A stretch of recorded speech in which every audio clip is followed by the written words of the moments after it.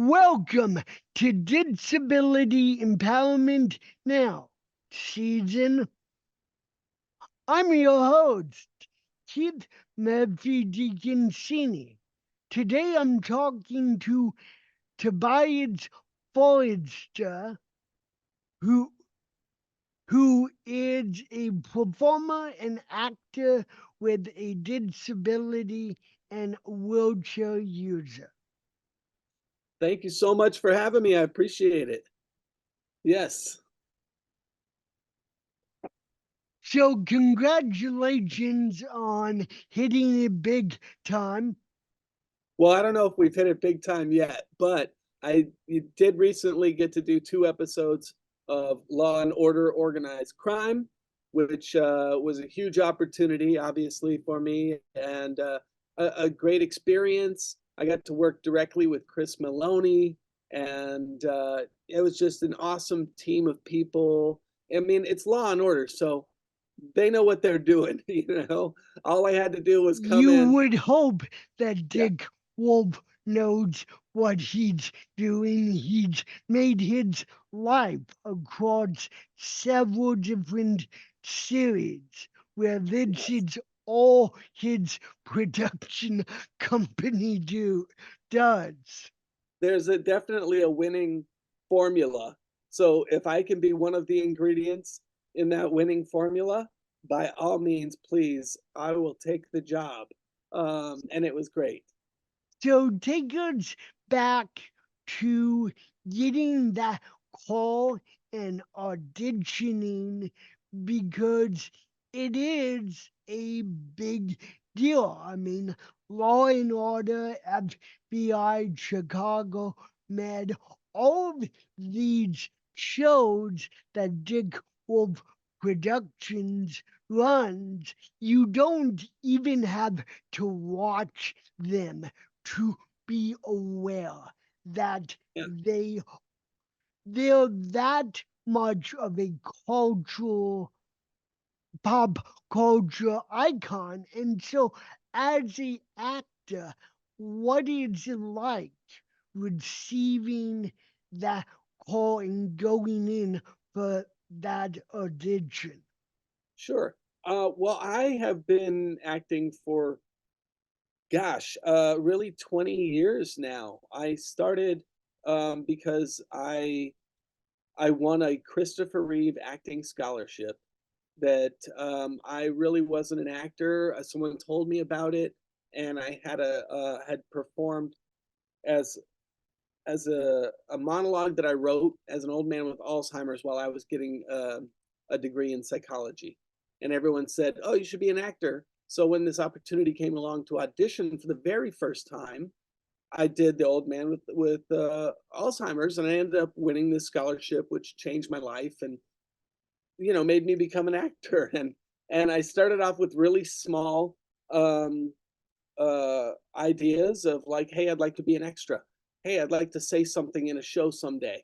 Oh, and then that evolves, and you start to get bigger opportunities as hopefully you do in acting. And I've had years of experience of auditioning for all kinds of things. And so when this came along, I was fortunately filming something else. I was filming a bunch of promos for the Easter Seals Disability Film Challenge, which is an awesome film challenge. Happens every year. Anyone can do it. It's happening right now. They just are showing all the films. But so I was occupied with doing this project, and then the audition came along. So I didn't have a lot of time to do it. I just had to quickly do it, kind of memorize it real quick, and then do it the next day and send it off as quickly as possible and just forget about it and let it go into the universe. And fortunately, they came calling the next day and said, "Could you jump on a plane on Wednesday and be in New York?" And I said, "Let's make it happen." So before we go more into that, tell me what what motivated you to pursue a degree in psychology? And was the jump to acting? Because I don't really hear that too often, that jump from Right. a doctor of any kind to, okay, I want to try acting now. And so what was that creative process like? And Yeah. is there any overlap? I'm sure there is, but Absolutely. There is definitely overlap in the it helps in the process for me to be interested in psychology and interested in how people work and the mind and all of those things. When sort of breaking down a character or a scene, things like that, I find there is definitely some overlap in that sense. And what happened with me was in 1998, I had just graduated college and I had a degree in jewelry. So I was a jeweler. And I was also a crazy person. I was, doing dangerous things every weekend and happened to be diving off a waterfall. And that's how I ended up getting hurt. And so I had to change my life, right? My hands didn't work the same way they did before. So I couldn't do jewelry. And I ended up pursuing psychology because I thought that was something where I could help give back yeah, to people like myself who were going through something and I could relate. So, in the process of studying and getting my master's in psychology, I was told to uh, perform as someone with Alzheimer's, which I kind of told you about. And I wrote a monologue about that. And I did it for my class. And my whole class said, "How come you're not an actor?" And I was like, I don't know what you're talking about. And they said, "Yeah, you should be an actor." And I was like, okay. So I reached out to a really good friend of mine, my mentor, Danny Murphy, the late great Danny Murphy, who was an actor, and he was also a quadriplegic. And he was one of the first guys I ever met after I was out of the hospital. And he was a dear friend of mine. And I'd known him for a few years. And I reached out to him and I said, "Danny, everyone says I should be an actor. What do I do?" He said, "Go take an improv class." I lived in Florida at the time. I did that. I ended up joining my teacher's improv team, and they would carry me up 2 flights of stairs twice a week, just so I could perform with them. wow. And I said, "Wow, like this is amazing that all of these people want to do this for me so I can be a part of what they're doing just to make other people laugh and be happy and have an escape from their life for just a moment." And so, yeah, it's all intertwined, the psychology and the acting. And ultimately,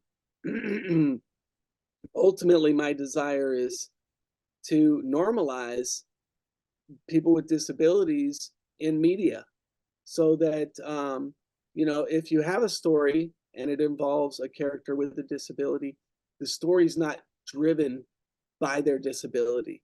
It's not what defines them. It just happens to be a characteristic. And um, and so that's kind of what I'm fighting for a little bit, advocacy wise, and also so that children with disabilities out there who want to be actors, who want to be performers, will hopefully see someone in a chair and go, "Oh my God, I can do that, no problem." Yeah. So that's the great thing about opportunities like Law and Order. Somewhere out there, some kid's gonna see that and go, "Oh, I can be on Law and Order. I can be on a TV show. I can pursue that. Let me go do that." And that's really the best payoff. Yeah. So how would you like working with Chris Maloney? Is he as friendly, outgoing, authentic as he really seems? Absolutely. Yeah. I mean, Chris was just so warm and receiving, and it was great because the first time I met him, um, we had talked about the scene, really, because it had been rewritten the night before, and I loved the rewrite, but as an actor, that's a very scary thing to have the, Oh, entire yeah, the thing night rewritten, you before? know? Yeah, Yeah, the it night before. But I loved what it did for the character, right? And I found out that it was Chris who had rewritten it the night before. And so he was, concerned for me, as an actor, like, hey, that's some stuff kind wait, of made some changes. But hold on. yeah. Did you just say that Chris Maloney rewrote the scene the night before? Well, I don't know if that's a secret or not. So maybe I Oh, shouldn't say that. okay. But No, but well, but either we'll way, the scene take, was rewritten the night before. yeah, And I really, although that's a scary thing as an actor, um, I really appreciated it because it gave the character so much more depth.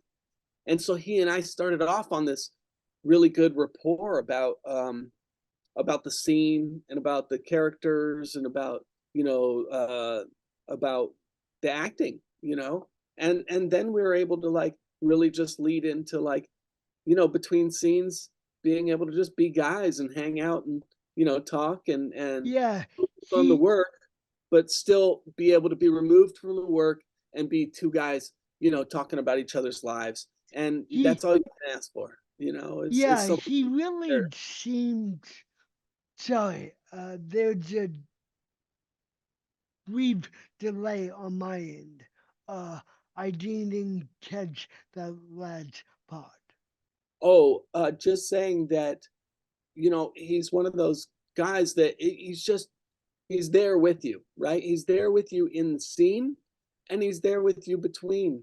So, he was able to ask my opinions. What do you think? Yeah, Which really made me feel like, oh, I'm on level field here with somebody who respects me just as much as I respect them. And yeah, yeah, such a great, great guy. Obviously, I grew up watching Chris. Like Oz, Oz was my yeah. that was my show when I was a kid. I loved it. I have was obsessed with Oz. I got to work with Chris, which was incredible. And then right when I got home, I got to do a project with Ernie Hudson, and it was like, oh my God, I just got my Oz wish, you know, fulfilled within two Wow. weeks of each other. It was incredible. Yeah, Chris seems like the type of guy you could go have a beer with, very, Absolutely, very easily. Uh, absolutely. he just gives off that vibe, and I'm sure in between the scenes, it, it was like that. I mean, you want actors, you want the characters, you were just two dudes reminiscing and talking about each other's lives. Yeah, That's beautiful. yeah, it is because I mean, you're there to do the work, Yeah, right? And so there are times when you just have to be fully focused on what's happening and what's present. But there's also moments when you're waiting for cameras to be set up, you're waiting for whatever, and to be able to have somebody that you can just chat with, and talk yeah, about life and learn. Also, I'm someone who's intrigued by how someone got into, how did you get into this? How would give me your stories, and it was also I'm on the sidelines of a master class essentially in yeah, acting, right? yeah, So I'm yeah, just going to absorb what I can from Chris on every single level, yeah, especially I don't know what his skin regimen is, but the man does not age. He is amazing. He's a vampire. He looks incredible. he's like another Paul Rudd. Sorry to both Paul Rudd and Chris Maloney to compare you two, but Hey, Ernie yeah, Hudson too. I got to tell you, Ernie looks incredible. yeah, and it, it must be overwhelming and all striking to be in just a few scenes, uh, never mind how many days you're doing those scenes with people you grew up watching. Yeah, I and mean, just talk loving and about respecting. the psychology of that. How how did that affect your inner child? It's great. I got to tell you, here's a quick story Yeah, on that because I was very fortunate as well a couple years ago to do How to Get Away with Murder, right? The show How to Get Away with Murder. And so I knew I had a one-on-one scene with Viola Davis, who, oh my God, right? This is, if you're gonna put someone on a pedestal, I've got Viola Davis on a pedestal. She's in my absolute top 10 of great actors, right? yeah, And so um, I was there in the morning and I hadn't met her yet. And I was there in the morning and I'm with all the PAs and we're right by the door. And Viola Davis comes in, big smile, says hello to everybody, good morning, and grabs the door, opens the door, and heads inside. And one of the PAs says, oh my God, should I have opened the door for her?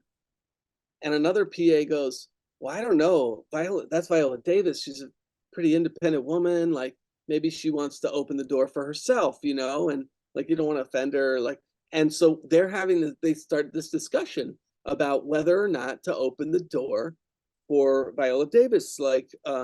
And I pro and realized, con, pro so and con.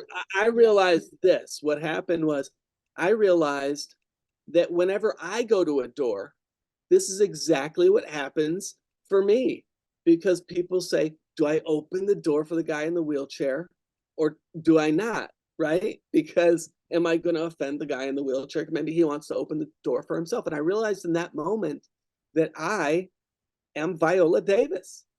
But no, not at all. But that people make assumptions, right? yeah, On us regardless of whether we are at the top of of the EGOT, right?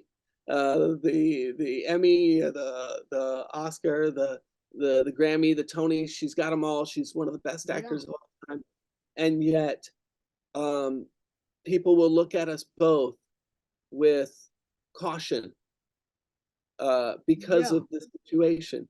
And the reality is, you open the door for anyone walking towards the door, right? Right? yeah, I mean, that's it.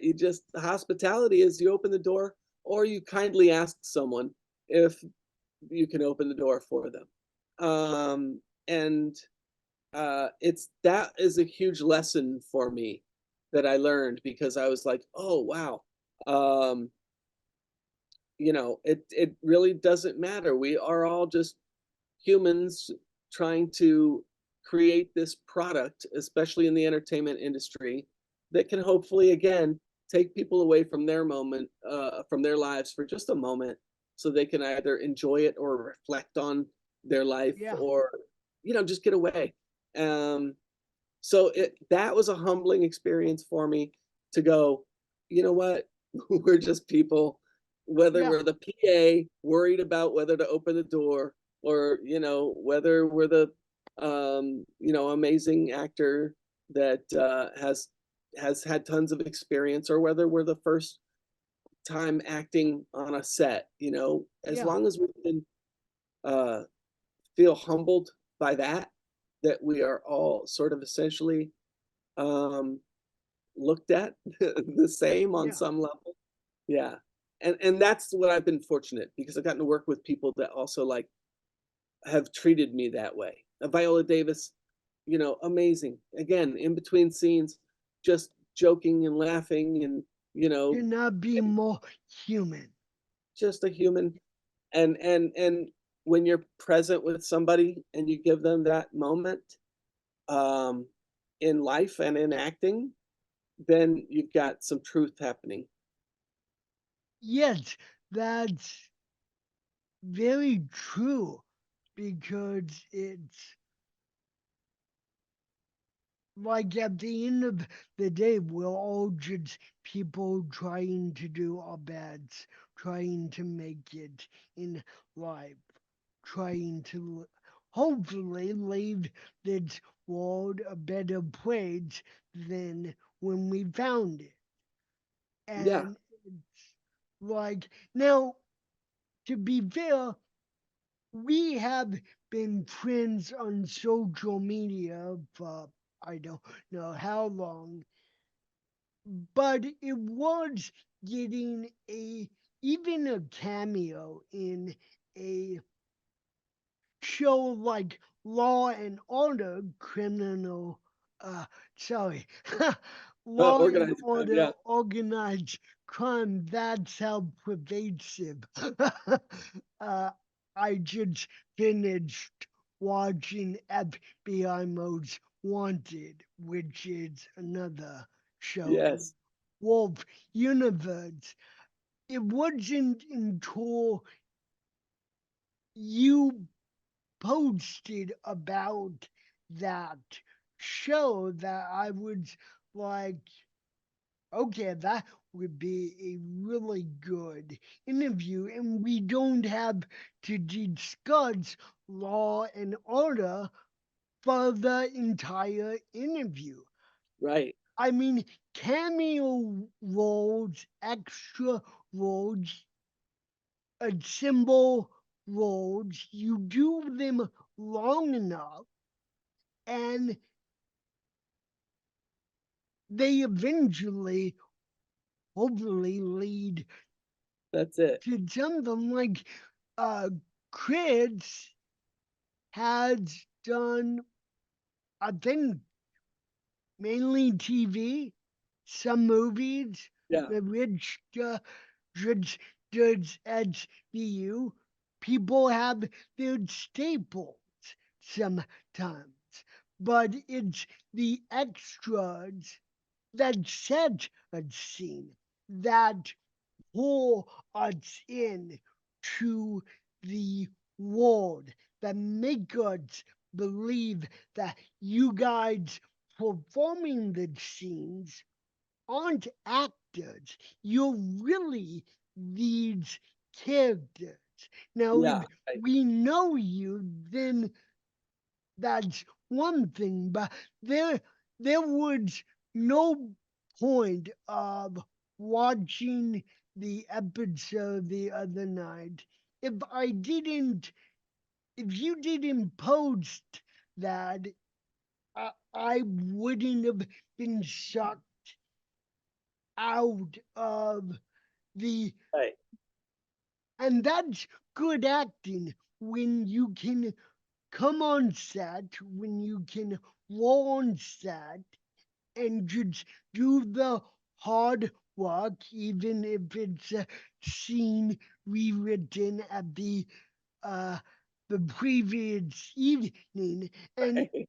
you give people a escape or you challenge them, and a lot of the most successful dramas or procedurals uh, today that have really the legs in CIS, Law and Order. Yes, the cage is the main appetizer, but people stick around for the character drama in between the scenes of the main case. And Right, right. Well, I think as an actor, right, you have to know what role you're serving, yeah, right? I mean, um, as an extra, you have to know like you're serving the background. You yeah, don't you don't want to be doing crazy weird stuff because No. you're going to lose the job. They're going to kick you off, and you know, you don't want to be like trying to stand out so much. You want to make it real, right? And that's the Yeah. job as an actor across the board, right? And as a like a co-starring role, you know, Yeah. you're there to like um feed a little bit of information, right? Or to help like with a transition or something Yeah. like that.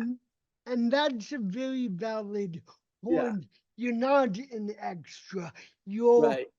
a You have coach. a little bit more to the story, and then like a guest star is like, Yeah. you know, you're gonna help sort of propel the plot a little bit more. You know, Yeah. you're gonna help The provide more information, maybe have yeah. more of an emotional you know, ability and context.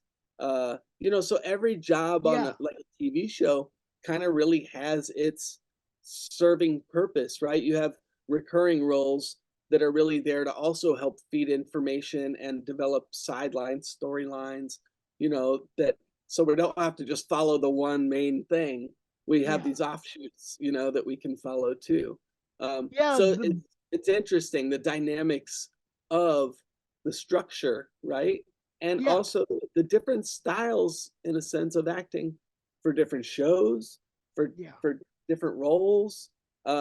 That's what keeps it exciting too, right? Is that there's different things that you do for different jobs. I, I was very fortunate to have a starring role in a film called Daruma, and it's the first film that actually in history stars the two main characters with as performers with the disabilities that their characters have. Wow. And so I had the experience of doing that movie before, you know, doing this show. And that taught me a great deal about just doing 12-hour days, going from one scene to the next and having no time in between, and just having to do an entire movie in 3 weeks, basically, Yeah. and be in every single scene. And that has relaxed me enough to go, I have some experience, and the experience, like anything, is the best teacher. I mean, it will give you more than any amount of books. And so those experiences allow me to feel more comfortable when I'm able to be on a big set, like, you know, Law and Order, where there's Yeah. tons of things happening, tons of people, and you have to be ready with your information and also be ready able to just let all of that go and just stay right with this moment in this thing with this person. Um, Yeah. And the overarching point you were talking about encouraging and motivating children with disabilities all right. to watch you. And the point I was trying to make, and you're right, you are very much a co star of several episodes of this of Law and Order Organized Crime. But even if you are an extra, the extras paint the background of the scene. If you try and remove the background, which are the extra Yeah.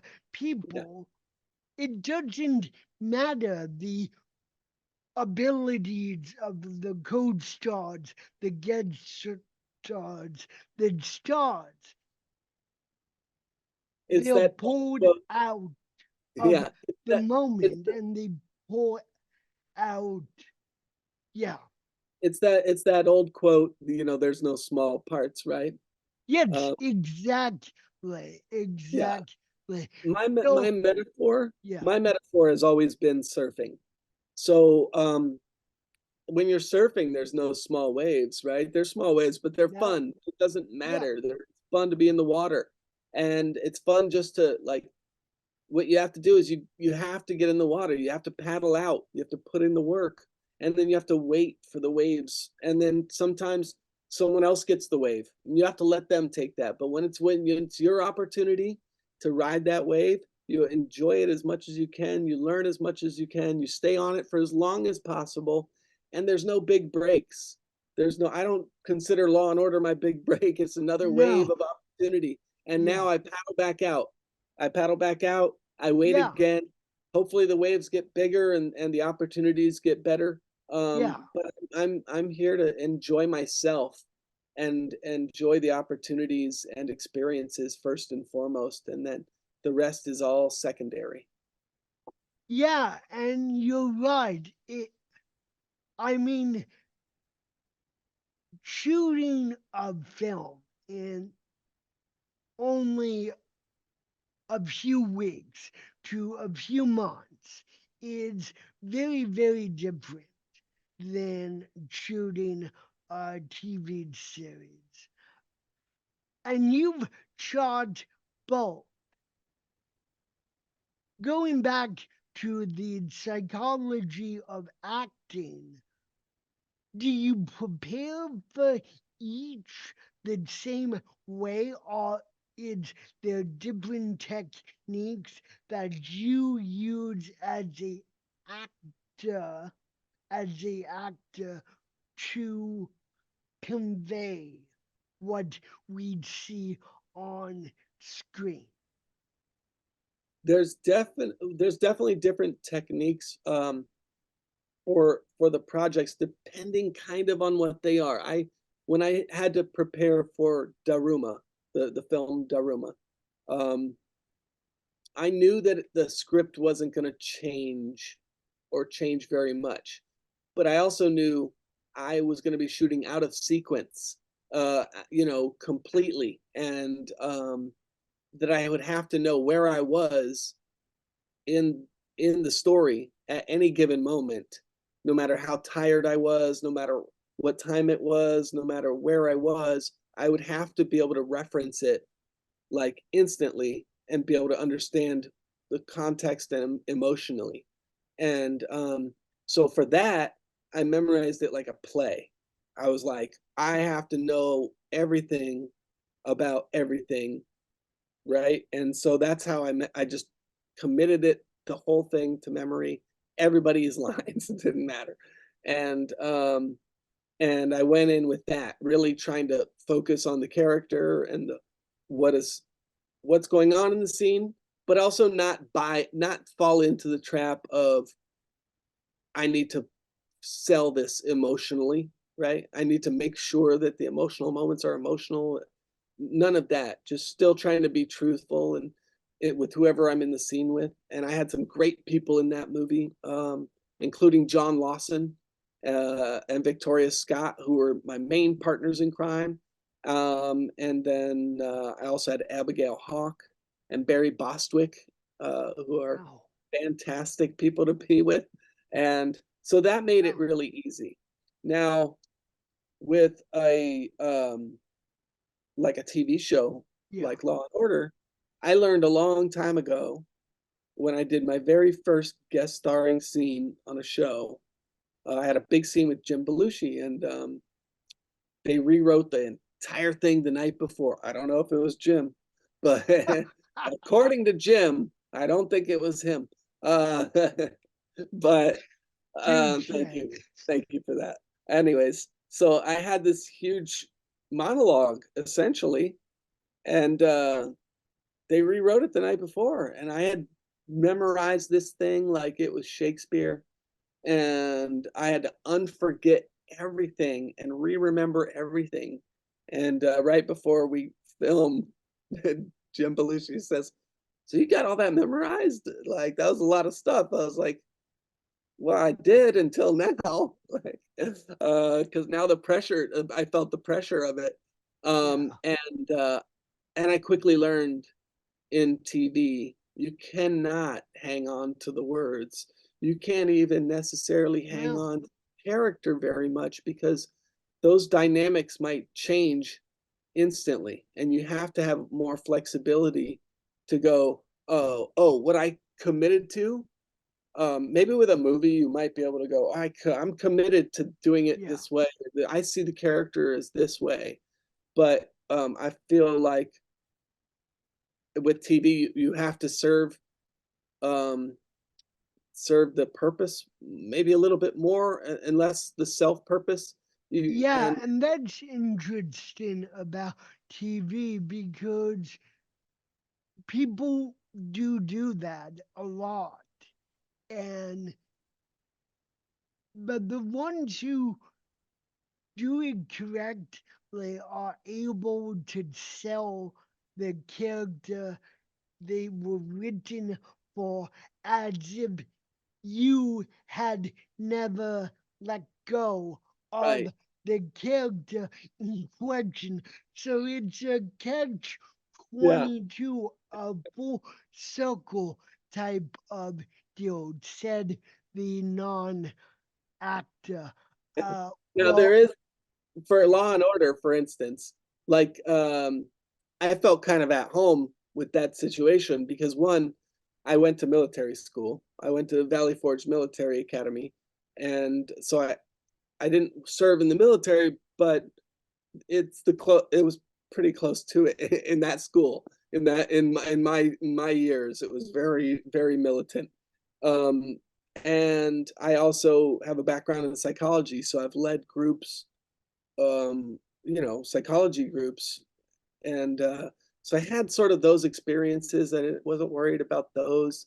And I think when it comes down to the acting, you just never know. Like when they're filming, I don't even necessarily know what they're if I'm what they're seeing, right? I yeah, never watch. I don't want to see what they're seeing. I just want every time that I'm doing it to feel new and real, and like I want to forget about everything else except for this thing and try to recreate it. And hopefully that ends up looking natural. But sometimes you never know. I mean, I watch myself and I go like, that looks weird.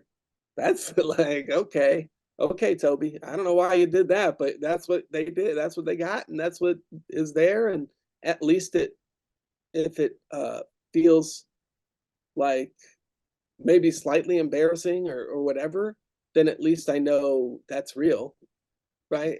Like I wasn't focused on how I looked. I wasn't focused yeah, on, you know, on me. And so, yeah, so I kind of I'm able to let that stuff go. And in those moments, that's hopefully what the acting is that it becomes a more of a realistic moment, even though it's yeah, memorized words, it's angles, it's waiting on planes, yeah, it's, yeah, and I I can imagine it can be difficult because just thinking about your character scenes in the episode, you had several scenes, but at the end of the day, you had a short time, yes, episode wise, to sell a entire character's backstory that is hinted at, maybe gone into in some detail, but we have to know the character, and particularly if he or she is related to the main or even the subplot. And I can only imagine what dedication that takes. It's like you have to present 5 chapters worth of a novel in 5 minutes. It's right. sort of like that. Am I wrong? No, yeah, I mean, in a lot of ways, you're right because although I don't minutes wise, I don't take up a lot of the episode, right? But there are definitely like has to be an emotional arc, right? Exactly. For you to appreciate my character. Um, which is why like sometimes when there's a rewrite, you go, "Oh, this gives me so much more depth. Like I like my guy now." You Yeah. know, I hope I like my guy all the time. But but when you have stuff like that where you're like, oh, I've got a little bit more depth, I can work with this, I understand this. Um, that's I think I at this point feel comfortable as an actor going like, okay, I understand what the writer was trying to get, Yeah. right? And I understand, I think the subtext, which is really what's going Yeah. on, right? It's never Exactly. really about the words, it's about what's underneath the words, you Yeah. know? Yeah. Exactly. So it's like if he's handing me that photo of my dad, right? Yeah. Now it's like gotta be, how do I sell this as a real thing between, or a real moment, you know? Yeah. And fortunately, although I don't have a great span in the show, I'm able to have those moments where Yeah. I'm able, oh, this is a genuine moment that I can have that will at Yeah. least give me the credibility, or at the very least a good thing on my reel, you know. Yeah. Yeah, because at the end of the day, it's those human, authentic moments that stick with people. The action is great, the bad guy eventually getting caught in his sex, drugs, whatever. But at the end of the day, what you would hope people take away the most is the authenticity, the character moments, even if they're just brief snapshots. Yeah, And yeah. yeah, So I mean, like, what you're kind of talking about is the goal for me, I think, as an actor, or the benefit for me, like, um, for instance, with both of that scene, right, yeah, and with Daruma, they yeah, both are involve disability, right? I mean, my character has a disability, but neither one of them are about the disability, right? They're no, about this father relationship. yeah, And in Daruma, I play a guy he's a terrible father, and he learns how to become, a better one. And in this one, it's about this lost relationship yeah, with a father, yeah, and he doesn't have that. And so for me, the benefit is this, right? If somebody's watching Daruma, and they see that this difficult relationship with the father happening, or they watch Law and Order and they see this, difficult relationship with the father that this character is experiencing, and they go, wow, you know what? Maybe I need to call my dad. Maybe I yes, need to check in with my dad. exactly, Maybe I need to exactly, build that bridge. Maybe this is the yes, catalyst for that relationship exactly, to be healed and that conversation to be had. And we're yeah, not saving lives by any means. Nobody's no, doing surgery over here with acting and creating shows and movies, but we're creating conversations yeah, that will hopefully educate and inspire and maybe even heal some people. I don't know, yeah. but hopefully that's the end goal. Yeah, and it says a lot that a mainstream TV show or TV series or TV universe wants to cast people with disabilities Yes. authentically and not put a able-bodied actor in a wheelchair, and because that has happened far Oh, too much. Really I mean, all you talented. have to do is look at the Oscars, right? Yes, yes, And I mean, how many people have played people with disabilities and gotten an Oscar for it? yeah, And here's the issue with it. And I'm an advocate for the inclusion of all people, and the authentically casting of most roles. I yeah, mean, disability kind of first and foremost for me in this world, because I need the work and I need the job. And unfortunately, when somebody else takes it, you know, Yeah. and if they don't do the research and they don't do it, then they do a disservice because they're miseducating the rest of the population. You They mean a role in a wheelchair isn't just getting in a wheelchair right, and right, right. rolling? You have I to know mean, why you're in a wheelchair, first yeah, of all. it's And then like, it helps to do some research or sit on yeah, a cushion, um, at the very least. But yeah, so that, as anyone can imagine, is a frustrating world to see, um, misrepresentation, miseducation, yeah. and also missed opportunities because, you know, I will provide my wheelchair for free. I don't have to do any research. I don't have to change my Imagine body. that. You know, and it's going to be truthful. And Yeah, so all I have to worry about is the acting, you know, and and the unfortunate part is that so many people continue, one, to take the job, and so many people continue to, one, they don't think people with disabilities when it comes to performers, or yeah, to employment, and that they also come up with 1,000 excuses as to why you wouldn't hire someone with a disability because, well, now you got to make the set accessible, or you know, you've got to hire a sign language interpreter and any number of things. yeah. But the reality is, every set's accessible because I've never seen a camera that's not on wheels. Yes, Most equipment's on wheels. exactly. They can build a ramp within like 20 minutes. Yeah, You know, they can build anything within 20 minutes.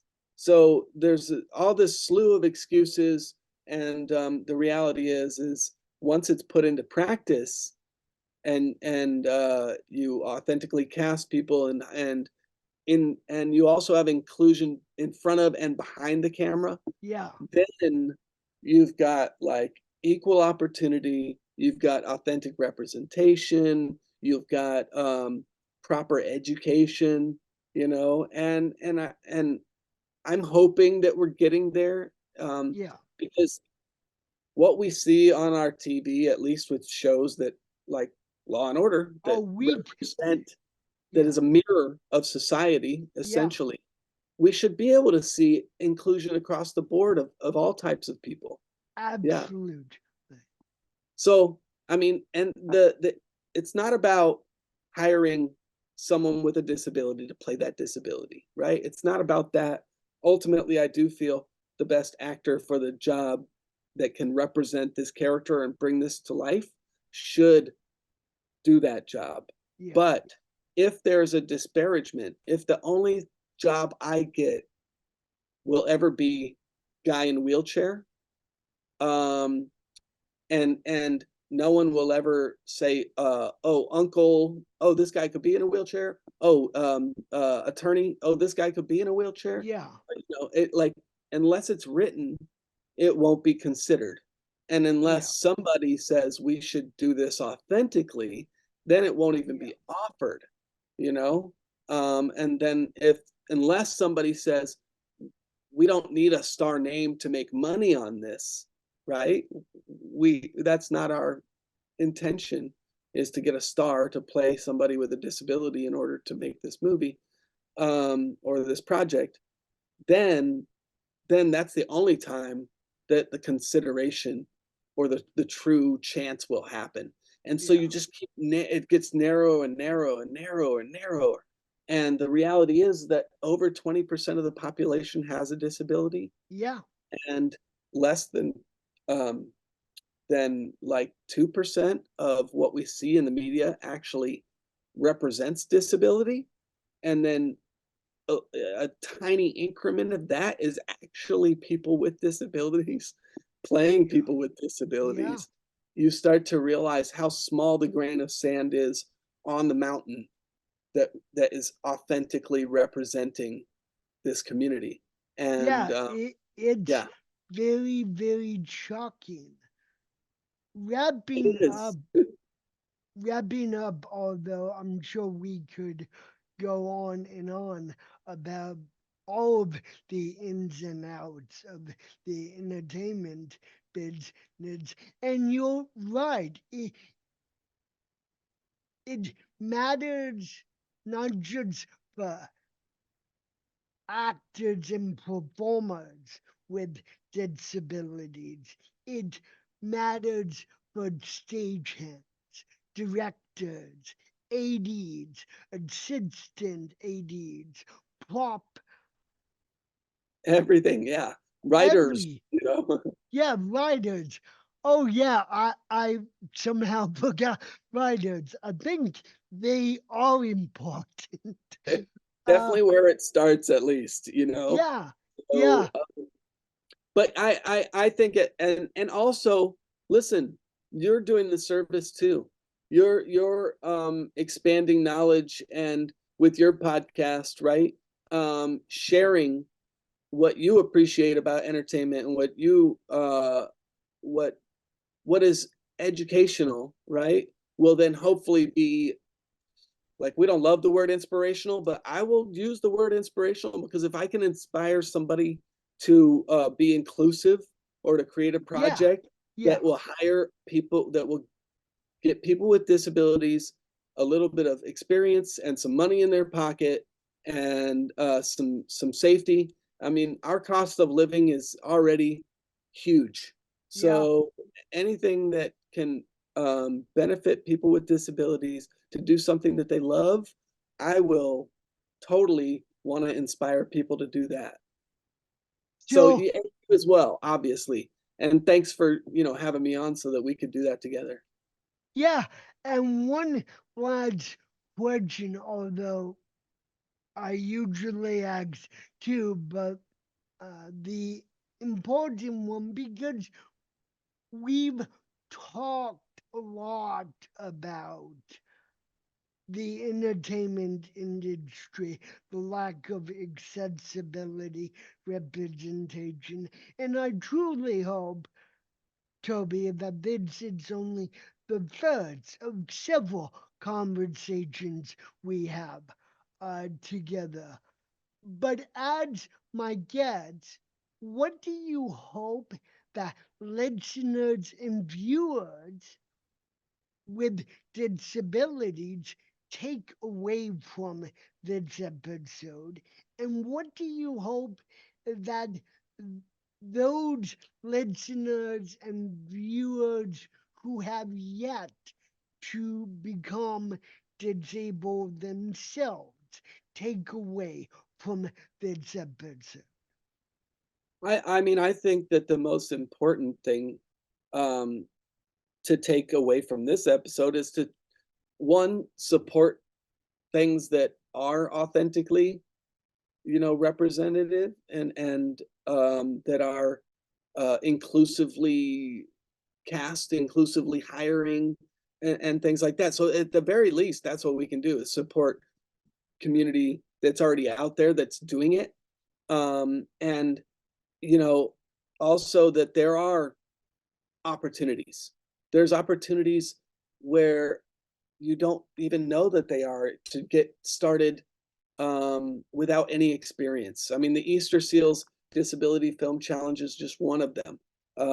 And there's great festivals like Real Abilities and other organizations that are out there opening the doors and doing the groundwork to try and make this a more inclusive industry, So I think if people can at least take away from that, right? If you're a performer with a disability or someone in that community, um, just get out there, create stuff, constantly, make it. If someone's not offering it, create it on your own. And now's the best world we could possibly live in to push stuff out and put it out into the world. You can do it on your own with your own cell phone nowadays, and you can be in a festival before you know it. And then for folks without disabilities, it's um, somebody like we all do. We're all one degree of separation from this community, and 80% of people uh, become disabled in their lifetime. So that's a huge number, and it's an eventual sort of reality for most of us. We're so to go ahead and support that community and again be a voice for it. I'd say don't be afraid to open the door. You know, don't be afraid to open the door for anyone that you can, especially someone with a disability who is passionate and wants to create and just have the opportunity to be a part of this industry, which is so great and fun. And I feel extremely lucky every time. It's a blessing for me to be able to do a job and to also be a representative and let other people know that it's not impossible to live this life. To it's difficult. It's not easy. Uh I'm not in a mansion by any means. I have struggled for many, many, many years, just trying to do this, as opposed to being a therapist. I guess I like to talk more than I like to listen, and I got issues with people that can't cope. So this is the better job for me anyway. Um, Oh, well, Toby, I we just met yesterday, and it's been such a pleasure getting to interview someone I didn't even have time to research, but I feel like I had already known who you were by the way you act, the way you're authentic, the way you communicate, the way you advocate. And it's an honor to know you, and I do hope that you will come back on the I podcast. got to come back so we can talk about you. You know. So we gotta know. I gotta know how this thing started. So, anyways, but listen, I gotta thank you. It's a great opportunity, not just to be on those shows, not just to be on Law and Order and to be in Daruma, but just to be here with you. And I appreciate you taking the moment to give me a moment. Thank you very much, my friend. I'll be in touch soon. Have a great week. All right, take care. Have a great day.